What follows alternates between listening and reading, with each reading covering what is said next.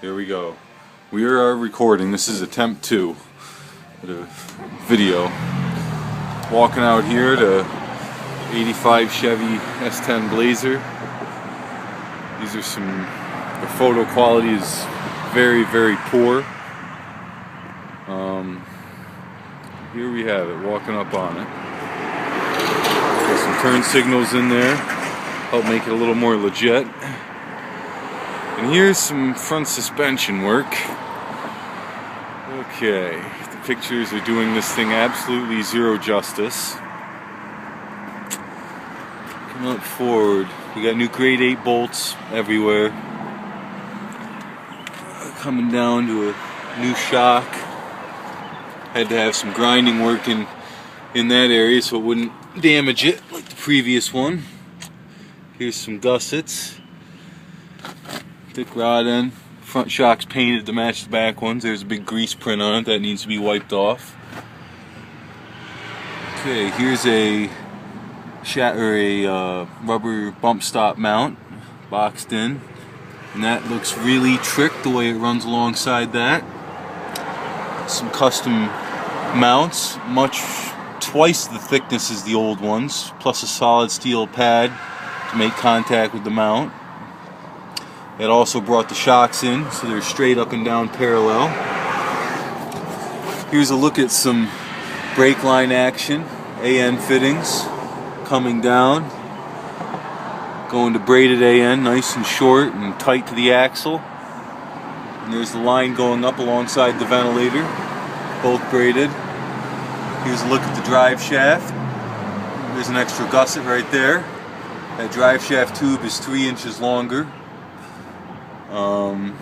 Let's see, here's a shackle from the outside, looking proper. Oh, that was a little catch glimpse of some flex pipe, not too proper.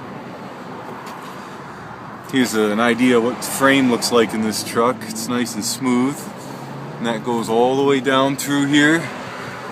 This axle is located an inch backwards. See, the peg is now in the first hole, but the blocks were re-drilled. That way they stayed equal on the rear end. Here's a special drive shaft, 3-inch tube coming back to the rear end with new U-bolts. That's got a Tom Woods extreme angle on the front, spicer on the back. The last video was much longer and went much more in depth than this video. Let's see, you really can't see the triangulation going up there on the spring mount, but it's very nice. There's a new shifter cable right there. Alright, we got the power steering pump belt tightened. There's a little shot of suspension. Let's see if I can get it back up there. It's a nice look. Inside the truck, still a couple loose ends I need to tie up. As you can see in these photos, the limiter straps, which are just arrived from Summit, first ones were the incorrect size, will go from here down to here, where that'll be drilled and tapped for a 7/16 bolt, top and bottom. And other than that, there's your truck. I like the way the turn signals look underneath it. They kind of fill in the gap there and make everything look tight to it. Me personally, front ring and pinion is a must. And this flex pipe thing needs to go.